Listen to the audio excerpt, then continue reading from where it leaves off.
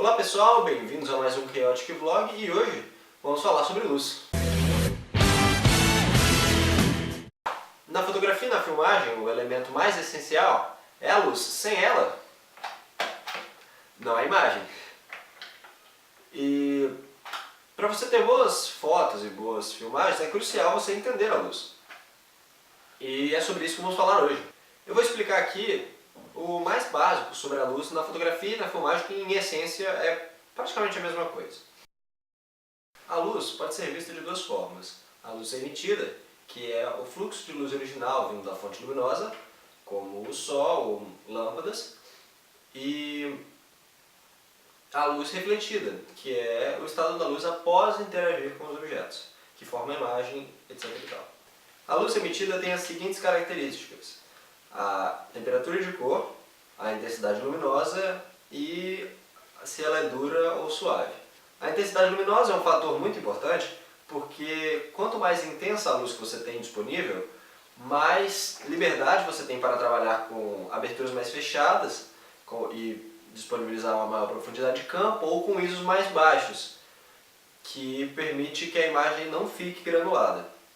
A temperatura de cor é a tonalidade da cor, medida em Kelvin, que se tiver menor temperatura de cor, a luz é mais avermelhada, amarelada, e com a temperatura maior temperatura de cor, ela é mais esverdeada, azulada.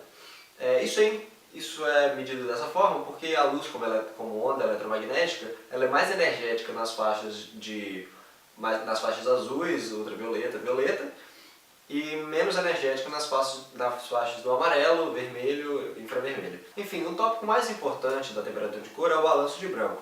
Com ela você pode definir o que é branco, porque a sua luz geralmente é um pouco mais amarelada, um pouco mais azulada, mas nesse espectro você define o que é branco e ele meio que puxa todas as informações de cor na direção contrária, dando o aspecto real da cor que os objetos têm.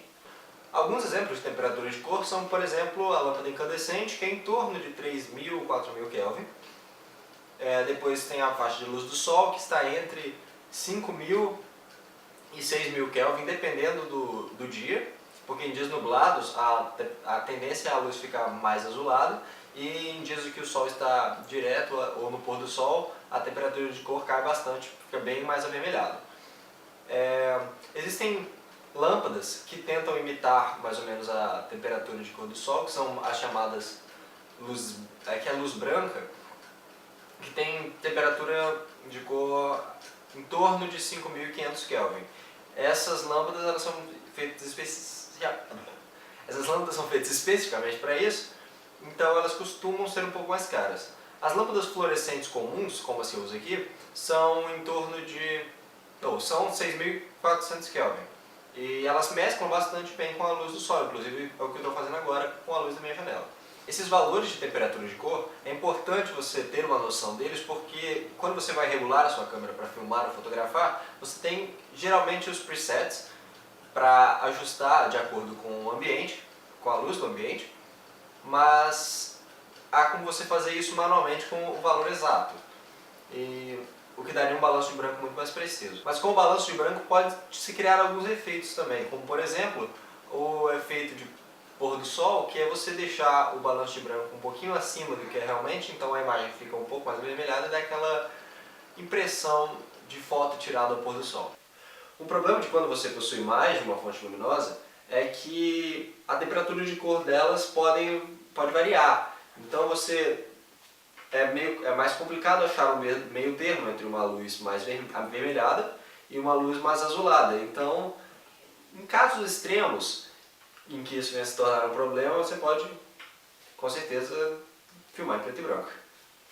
E por fim, existe o aspecto da luz dura ou da luz suave. A luz dura é aquela que cria sombras bem definidas, e a luz suave é aquelas que as bordas das sombras são mais suavizadas. Essa característica da luz, ela modifica a forma com que os objetos são representados. Ela muda um pouco as noções das formas dos objetos. Existe um vídeo que eu vou colocar o link aqui embaixo, que é Remember the Egg, isso é para quem sabe inglês, que ele mostra como o objeto na mesma posição e no mesmo cenário, só com fontes de luz diferentes, mais suaves, mais duras, mais afastadas, mais próximas, elas mudam a impressão e mudam o aspecto da sua imagem. No exemplos de luz dura ou luz suave, por exemplo, o Sol, quando ele está ao meio-dia, ele cria uma luz, ele libera uma luz mais dura, que mesmo ele sendo grande, ele toma um pequeno espaço no céu. Mas no dia nublado, por exemplo, a nuvem atua como um grande difusor, porque o Sol bate nelas e elas todas, e o céu inteiro fica como se fosse uma grande fonte de luz, e por isso você praticamente não vê a sombra das pessoas na rua, na forma das pessoas. Na fotografia e na filmagem, por a luz suave ser o mais desejado, ela pode ser obtida através de você colocar um papel na frente da lâmpada, caso você não consiga comprar, por exemplo, uma softbox ou aqueles guarda-chuvas, difusores que eles colocam na frente da fonte luminosa. É para isso que eles servem. Por fim, o mais importante para você ter boas fotos e boa filmagem é ter boa luz. Então você tente conseguir a melhor iluminação possível, caso contrário o vídeo ficará parecendo muito amador. E se você não tiver nenhum artifício de comprar algum iluminador ou fazer você mesmo, assim como os que eu uso aqui, você pode sempre optar pela luz solar, que é de graça e é a fonte luminosa mais poderosa que a gente tem.